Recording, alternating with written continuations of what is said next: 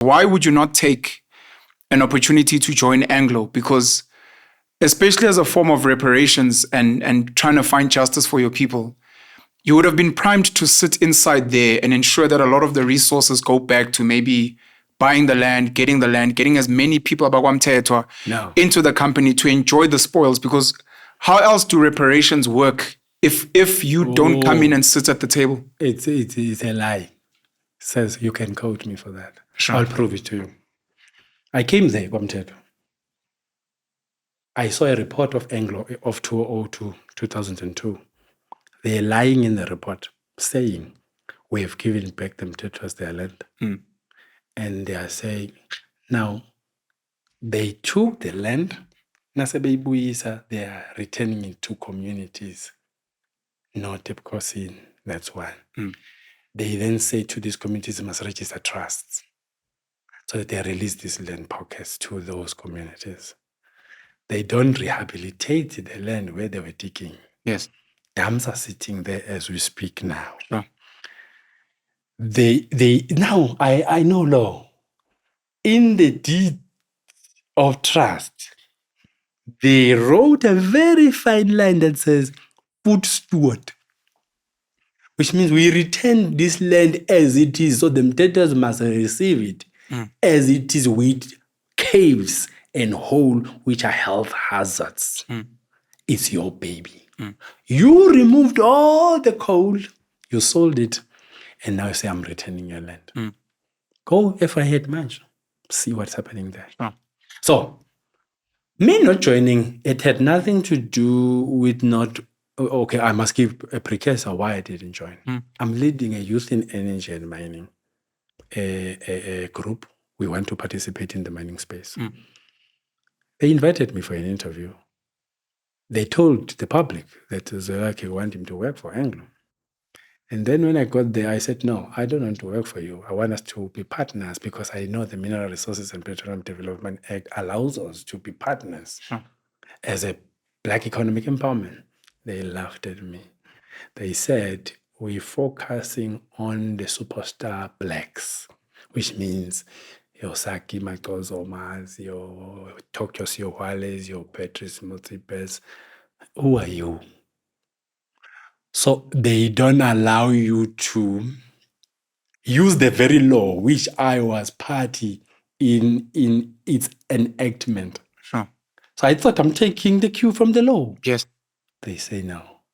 So even this law is a front to say we are empowering you. Of course. We are actually micromanaging you. That is correct. Now, this is what they're doing.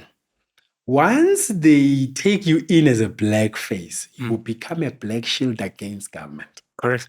So when government comes to do a scorecard to do the checks and balances in terms of compliance with the mining charter, management participation, procurement, corporate social investment, skills development, you name it, they tick the boxes because that's what qualifies them to get the license.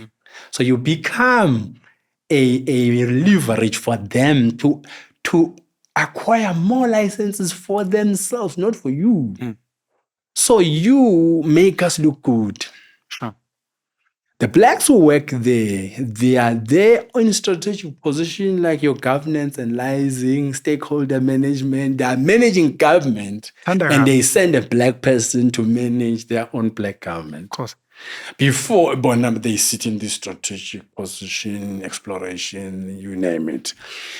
So let's talk about the scorecard. I wanted to implement the scorecard. I called them Anglo. I said, Mthethwa. Payback, according to the Mineral Resources and Petroleum Development Act. What they do, they change from Anglo. Now they're calling themselves Together Resources. So what they do, they change outfits. So they can be we were not involved. No, we are not involved. That was Anglo. It was Anglo. Now we are Together We are a Resources. new company. This is why they don't want this law to be removed. Then I challenge them. It's very smart and strategic of them, by the way. Exactly. So then I say to them, okay, after the law, I know the law of jurisdiction. Law of jurisdiction dictates that the law must take the cue from the natives of that land. But when I go to London, I get excluded because I'm a non-citizen. But when I'm in South Africa, I see London decent thriving or British decent thriving in South Africa because the law we are using, it is their law. And Dutch and Rome. Yes. How did we allow that a foreign law be used in a foreign land, yet for Africans, their laws don't apply in any of the European or American country? So something is wrong with the law. But it's conquest. We know the answer. We have never conquered anything. Exactly. Yeah. Now you're coming to conquest. So you were asking something about the Zulus. Yes.